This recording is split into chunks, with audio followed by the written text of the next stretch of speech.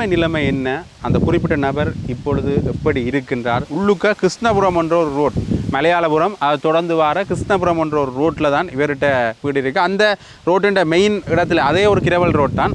நாங்கள் இருந்த காலத்தில் நல்லா இருந்தோம். இப்போ நாங்கள் இந்த காயப்பட்டு இடுப்புகளை இயங்காமல் போனபடியால் நாங்கள் கொஞ்சம் பாதிக்கப்பட்டு கொஞ்சம் நொந்து போயிருக்கிறோம். பொம்பளை பிள்ளைகளும் இருக்கு. இப்போ அதுகள வாழ்க்கையை நம்ம பார்க்கணும். சரி, அப்போ அதுக்கு பிறகு டொய்லெட் குமார்ட் அதெல்லாம் செய்து தந்தவை. கிளிநொச்சி பஸ் ஸ்டாண்ட் டவுனில் வந்து எனக்கு ஒரு கணக்கான ஒரு பொட்டி கடை அது இருந்தால் என்னுடைய சிவியம் என்னோடய குடும்பத்தையும் நான் பார்க்கக்கூடிய மாதிரி அந்த மனசுன்ற வேதனை தான் அந்தளவு என்னைய தாக்கமாக கதைக்க வச்சது. பிஸ்கெட் தண்ணி போத்தெல்லாம் வச்சு ஒரு வியாபாரம் செய்யக்கூடிய மாதிரி கடை ஒன்று வீட்டுக்கு அறிவியலை செய்கிறான். என்ன அவன் இந்த காய்ச்சல பழம் அதுகள் வெட்ட போகிறவன் எனக்கு பம்பஸ் வண்டி எல்லாம் பயன்படுத்த காணாது. பிள்ளைகளுக்கான மருத்துவ செலவுக்கு எல்லாம் என்ன செய்வீங்க? எல்லாம் வீட்டுக்காரி பார்க்குற இதுக்குள்ளே சமாளிக்கும். மற்றது நான் அந்த பிஎட்டின் பொறுக்கி அதெல்லாம் நான் எந்த இதை நான் பார்த்துக்கொள்வேன். ஒரு நல்ல பிள்ளைகள்லாம் கற்றும் நல்ல பல வகைகள் வண்டி காசு இல்லாத சாப்பிடக்குள்ள நம்ம அதை பார்த்துட்டு இருக்கிறது. அதில் காயப்பட்டு விளத்தி திருப்ப நடந்த சம்பவம் தான் இது. ஒரு காலம் ஒரு கையும் தான் அப்படி இருந்தது. அதில் எதுவும் தவறுகள் இருந்தால் எல்லாம் மன்னிச்சு கொள்ளுங்க. எனக்கு உண்மையான மனப்பிரச்சனை தான் இது. பேட்டரி சைக்கிள் வேண்டி தருவதாக கூறி அந்த காணொலி எடுத்திருந்தார் என்ற விடயத்தையும் அவர் தெரிவிச்சிருந்தார்.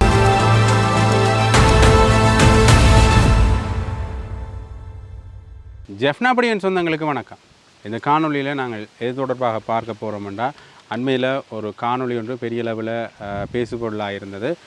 சார்ல்ஸ் ஆண்டனியுடைய படையணியில் இருந்த ஒரு முன்னாள் போராளி ஒருவர் தன்னுடைய கஷ்ட நிலைமை பற்றி பேசியிருந்தார். அது பல்வேறுபட்ட விமர்சனத்துக்கு உள்ளாக இருந்தது. இருந்தாலும் கூட அதனுடைய உண்மை நிலைமை என்ன, அந்த குறிப்பிட்ட நபர் இப்பொழுது எப்படி இருக்கின்றார், உதவி தேவைப்படுகின்ற ஒரு நபராக இருக்கின்றார், அவருக்கு என்னென்ன பிரச்சனை இல்லாமல் இருந்தது, அது மட்டும் இல்லாமல் அவருடைய முன்னைய நாள் அனுபவங்கள் என்ன என்ற விடயங்கள் தொடர்பாகத்தான் அவருடைய நேரடியாக சந்தித்து பேசி உரையாடுறதுக்காக வந்திருக்கிறோம். குறிப்பாக நாங்கள் அவரோட வீட்டுக்கு கிட்ட வந்துட்டோம். இந்த வீதிகள் எல்லாம் பார்த்தீங்கன்னா தெரியும், ஒரு சாதாரணமான மண் தர வீதிகள் தான். நீங்கள் கிளிநொச்சியிலேருந்து வந்தீங்கன்னா நேரடியாகவே கிளிநொச்சி மெயின் ரோட்டில் இவற்றை வீடு இருக்குமான்னு கேட்டிங்கன்னா இல்லை, உள்ளுக்க கிருஷ்ணபுரம் என்ற ஒரு ரோட், மலையாளபுரம் அதை தொடர்ந்து வர கிருஷ்ணபுரம் என்ற ஒரு ரோட்டில் தான் இவர்கிட்ட வீடு இருக்குது. அந்த ரோட்டுன்ற மெயின் இடத்துல அதே ஒரு கிரவல் ரோட் தான். அந்த இடத்துன்ற மெயின் ரோட்டில் இருந்து திருப்பி இங்கே வந்தீங்கன்னா இங்கேயும் அதே கிரவல் ரோட் ஒன்று இருக்குது. அதுக்குள்ளே வந்து தான் நீங்கள் இவர்களை சந்திக்க வேண்டுமே இருக்கும். உண்மையிலே கிளிநொச்சியினுடைய அபிவிருத்தி பற்றி பேசுகிறார்கள் எல்லாருமே இந்த மெயின் ரோட்டை பற்றி, அதாவது காப்பேட் ரோட் பற்றி மட்டும்தான் பேசி கொண்டிருக்கின்றார்கள். அரசியல்வாதிகளோ அல்லது ஆளும் தரப்போ யாராக இருந்தாலும் அந்த மெயின் ரோட்டை பற்றி மட்டும்தான் பேசுவோம். உள்ளே வந்தீங்கன்னா தான் தெரியும் இப்படியான முன்னாள் போராளிகள் நிறைய பேர் இருக்கணும். ஏன் முன்னாள் போராளிகள் சாதாரணமாக இங்கே அன்றாட வாழ்க்கையில் தங்களுடைய அடுத்த கட்டம் நோக்கி செயல்பட முடியாமல் நகர முடியாமல் கூட பலர் இருக்கின்றார்கள். அதே மாதிரியான ஒரு வீதி கட்டமைப்பு கொண்ட ஒரு ரோட்டில் இருக்கிற அந்த நபர் தான் ஏற்கனவே நீங்கள் அந்த மோவலி புத்தக காணொலிகளில் பார்த்த சார்ல்ஸ் ஆண்டனி அவர்களுடைய படையணியில் இருந்ததாக கூறின ஒரு நபர், ஒரு முன்னாள் போராளி.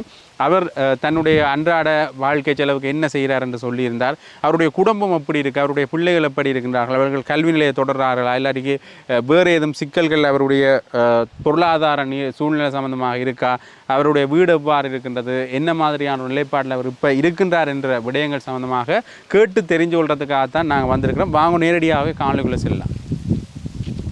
எங்களோட இருக்கிறவர் யாருன்னு பார்த்தீங்கன்னா, முன்னைய நாட்களில் சார்ல்ஸ் ஆண்டனி படையணியில் இருந்தவர், முன்னாள் போராளி. அவருடைய அனுபவங்களையும் இப்பொழுது அவருடைய நிலைமை எவ்வாறு இருக்கின்றது என்ற விஷயங்கள் தொடர்பாக தான் அவர்கிட்டயே கேட்டு அறிஞ்சு கொள்ளலாம்னு இருக்கிறேன். வணக்கம் அண்ணா. வணக்கம் அண்ணா. வணக்கம். உங்களுடைய முன்னைய நாள்கள் அனுபவங்கள் எப்படி இருக்கின்றதுலேருந்தே ஆரம்பிப்போம். முன்ன நாள் நாங்கள் இருந்த காலத்தில் நல்லா இருந்தோம். இப்போ நாங்கள் இந்த காயப்பட்டு இடுப்புகளை இயங்காமல் போனபடியால் நான் கொஞ்சம் பாதிக்கப்பட்டு கொஞ்சம் நொந்து போயிருக்கிறோம். எப்போ உங்களுக்கு இந்த பிரச்சனை வந்தேன்னா?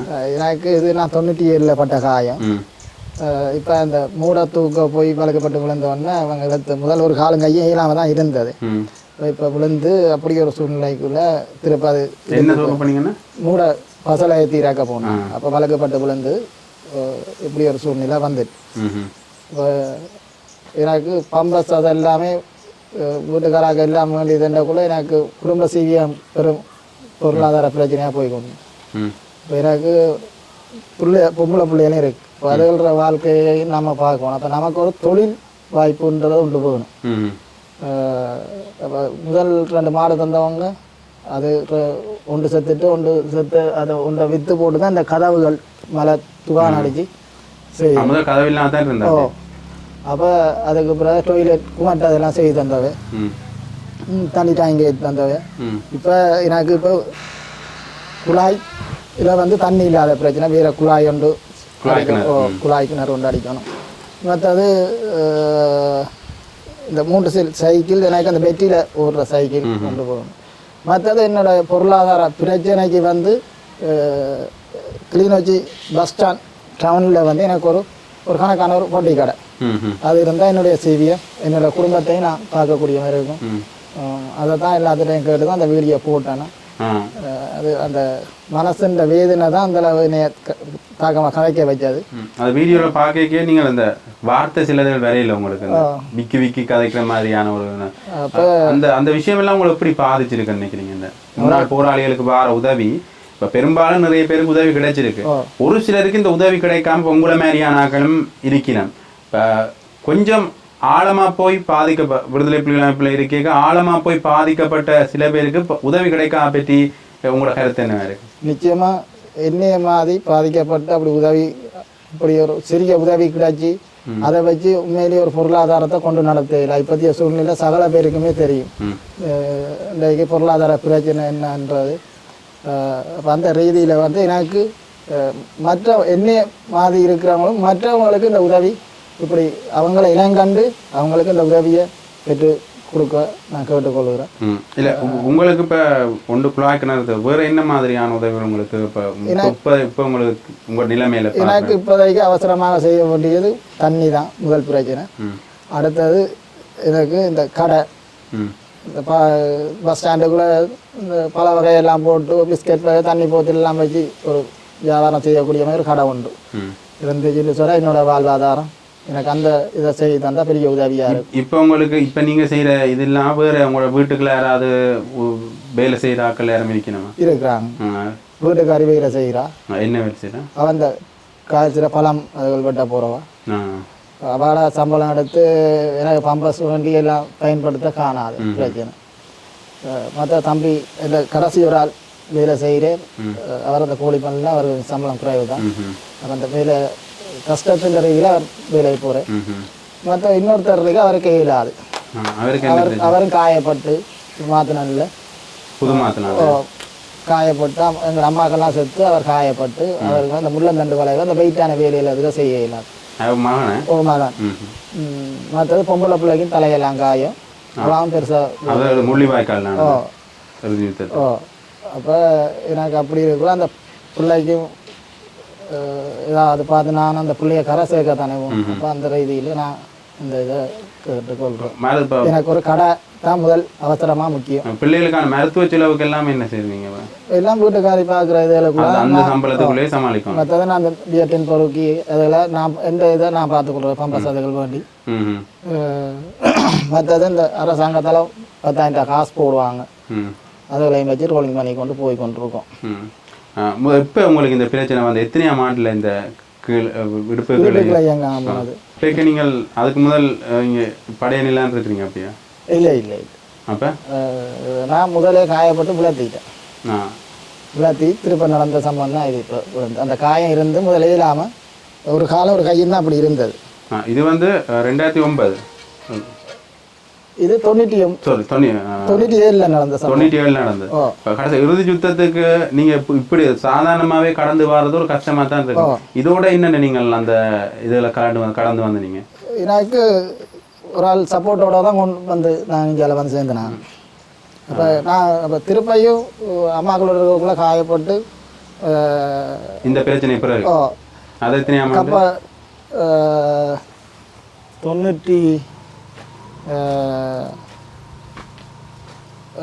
3ஆம் மாதம் 25ஆம் தேதி காயப்பட்டாங்க.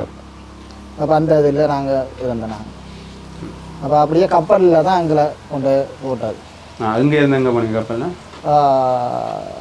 நாங்கள் இதுக்கு போனாங்க புல்மோட்டை கொண்டு. திருவண்ணாமலை ஹாஸ்பிட்டலில் இருந்தேன். ஹாஸ்பிட்டலில் இருந்து பிறகு நேரடியாக அப்படியே முகாமுக்கு மாற்றி விட்டுருவோம். முகாமுக்கு மாற்றி பிறகு திருப்பி இங்கே வந்து ஓ நேரடியாகவே இப்போ இந்த முள்ளிவாய்க்கால் கடைசி அதுக்குள்ளேயும் இருந்திருப்பீங்க நீங்கள்? இல்லை, நான் முள்ளிவாய்க்காலுக்கு கடைசியாக இருக்கேன். நான் 98ஓடையே நீங்கள் இங்கே வந்துட்டு திருப்பி முகாமுக்கே போயிட்டீங்க. சரி, இப்போ இருக்கிற இந்த ஒரு சிலர் வந்து சில கருத்தியலை முன்வைக்கணும், அதாவது வந்து சிலருக்கான உதவி சரியான முறையில் போய் சேர்றே இல்லைன்னு, அது பற்றின உங்களோட நிலைப்பாடு ஏன்னா குறிப்பிட்ட ஒரு சிலர் வந்து உதவி அனுபவிச்சு இருக்கணும், உதவி கொடுத்தாக்களுக்கும் சில பேர் உதவி கொடுக்கப்பட்டதுன்ற கதையும் இருக்கு, சில பேர் ஒட்டுமொத்தமா உதவியே கிடைக்காமையே இருக்கணும் சில முன்னாள் போராளிகள். அது சம்பந்தமான உங்களை எடுத்தேன் சம்பந்தமா இப்போ என்னைய பொறுத்தவரையில் இப்போ எனக்கு கிடைச்ச உதவி உண்மையிலேயே போதிய அளவு பற்றாக்குறை. அப்போ அவங்களுக்கு கொடுத்தா தான் அவங்க இப்போ இன்னொருத்தர் உதவி செய்தால் தான் அவங்க எனக்கு கொண்டு தருவாங்க. மற்றவங்க செய்யாத போது அவங்க கொண்டு தெரியல தான். இப்போ அந்த ஒரு பக்கத்தை இந்த புலம்பெயர் தேசத்தில் இருக்கிறார்கள் பற்றின உங்களோட கருத்து என்னவா இருக்கு? உதவி செய்கிறார்கள், உதவி செய்யாமல் இருக்கிறார்கள், அவங்களாம் நான் கேட்டுக்கொள்றேன்னா எங்களை மாதிரி அவர்களுக்கு நிச்சயம் அந்த உதவியை செய்து தர சொல்லி தான் கேட்டுக்கொள்கிறேன். அது மட்டும் இல்லாமல் இன்னொரு விஷயம் ஒன்று இருக்கு என்னன்னா, ஒரு குறிப்பிட்ட காலத்தில் கஷ்டப்பட விடுதலை புலிகள் அமைப்பில் இருந்தாக்களோ இல்லை முன்னாள் போராளிகள் இருந்தாக்களோ கஷ்டப்பட்டு அங்கே இருந்தாக்கள் போராடினாக்கள் அங்கே உரிமைக்கான சில விஷயங்களை கேட்டாக்களுக்கு அந்த கேட்டாக்கள் வந்து இப்போ பெரும்பாலியாக நல்லா இருந்தினமான்னு கேட்டிங்கன்னா பெரும்பாலும் அவர் கஷ்டப்பட்டு தான் இருக்கிறார். முன்னாள் போராளிகளோ சரி யாரோ சரி அவயவங்கள் இழந்தவர்களோ இழக்காதவர்களோ பெரும்பாலும் தொழில் ரீதியாகவோ பொருளாதார ரீதியாகவோ கஷ்டப்பட்டு தான் இருக்கு. ஆனால் ஒரு சிலருடைய நிலைமை வந்து கொஞ்சம் பணக்காரராக வசதியாக இருக்கணும். ஆனால் அவைய போராட்டத்தில் ஈடுபட்டவையான்னு கேட்டிங்கன்னா இல்லை, பெரும்பாலும் அவர்கள் ஏதாவது வேறு துறைகளில் இருந்திருப்பார்கள், ஏதோ ஒரு நிலைமையில இருந்திருப்பாங்க. அப்போ அவர்கள் வசதியாக இருக்கிறார்கள், ஆனால் அடிமட்டத்திலிருந்து போராடின ஆக்கள் தொடர்ந்து கஷ்டப்பட்டு கொண்டே இருக்கிறார்கள். இது சம்பந்தமான உங்களோட கருத்து என்ன இருக்கும்? அதை இப்போ இருந்தவங்களே தெரியும் அவங்களோட நிலைமையை. அப்போ நான் அதை கருத்தில் சொல்ல முடியாதுல்ல பிரச்சனை. இனி என்னைய பார்த்து மற்றவங்களுக்கும் பார்த்து அந்த உதவியை செய்து தந்தா நான் திற முடிச்சு கொள்கிறேன். இல்லை இல்லை, அப்படி ஒரு திருமலை இல்லை. அரசியல் உத்தரம் பேர் இல்லை, அப்படி ஒரு சந்திப்பு நான் ஈடுபட இல்லை. இதெல்லாம் செய்தது இப்போ எங்களுக்கு இந்த வீடு காத்துக்கு போனது தானே. போனதுக்கு காசு தந்து இந்த இது முன்னுக்கு வேலை செய்ய சொல்லி அப்போ கட்டி விட்டு மிச்ச காசு போடுவாங்க. இது கான்கிரீட் அதுகள் அடிக்கிறது. சரி சரி சரி. இது உங்களுக்கு காசு இது வந்தது எவ்வளோ வந்ததுமோ அந்த 2,80,000 அந்த இதுக்கு மட்டும்தானே 2,80,000 இந்த வேலை செஞ்சோம், அந்த கூரை வேலையெல்லாம் செய்து. அது என்னுடைய மனதில் இருந்த ஆதங்கத்தில் அதை நான் அப்படி வெளிப்படப்படுத்திட்டேன்.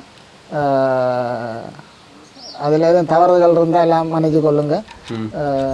எனக்கு உண்மையான மனப்பிரச்சனை தான் இது. நான் அந்த பிஎட் நடத்து அந்த இதுன்ற கஷ்டத்தில் அந்த ஆதங்கத்தில் தாக்கமானதில்லை. நான் நீங்கள் முகாமில் இருந்தால் வந்தேன்னு சொன்னீங்க, முகாமில் இருக்கேக்க உங்களோட அனுபவங்கள் எல்லாம் அப்படி இருந்தது? முகாமில் என்னென்னா குளிக்கிறதுக்கு தண்ணி பிரச்சனையாக இருக்கும், சாப்பாடு அப்படி இப்படி சாப்பாடுகள் தான் கிடைக்கும். என்ன சாப்பாடு? சாப்பாடு என்ன காலையில் சோறு, மதியம் சோறு, இரவு சோறு. சாப்பாடு இல்லாமல் இருந்த நாட்கள் இருக்கும். சாப்பாடு இல்லாத நாட்களில் சாப்பாடு தான் கொஞ்சம் பிரச்சனையாக இருந்த காணாது. என்ன எங்கிற கையில் காசு இருக்காது. ஒரு நல்ல பிள்ளையெல்லாம் கத்தும் நல்ல பல வகைகள் வந்து காசு இல்லாத சாப்பிடக்குள்ள நம்ம அதை பார்த்துட்டு இருக்கிறது.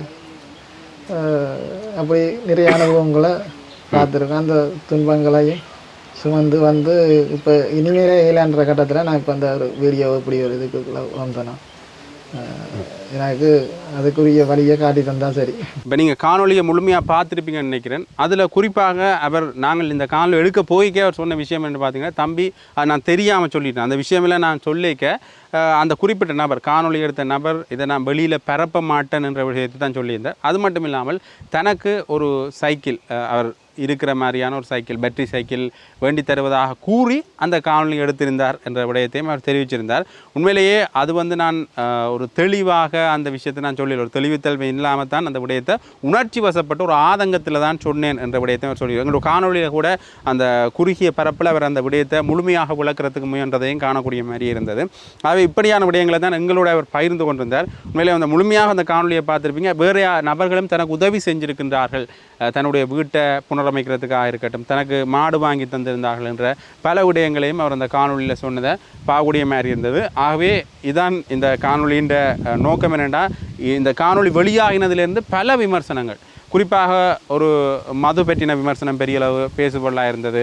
அவரை ஏன் இப்படி ப்ரொமோட் பண்ணுகின்றார்கள், அந்த குறிப்பிட்ட கடையில் வச்சு ப்ரொமோட் பண்ண வேண்டிய அவசியமே இல்லை என்ற பல விமர்சனங்கள். அது மட்டும் இல்லாமல் புலம்பெயர் தேசத்தில் இருக்கிற பலர் இன்னும் சரியான நபர்களுக்கு உதவி செய்யலை என்ற இன்னொரு விமர்சனமும் போய் சேர்ந்தது. அந்த விமர்சனங்களுக்கெல்லாம் பதிலாகத்தான் இந்த காணொலி அமைஞ்சிருக்கும் என்று நினைக்கிறேன். இந்த காணொலி பற்றின உங்களுடைய கருத்துக்களை நீங்கள் கருத்துப்பட்டில் தெரிவிக்கலாம்.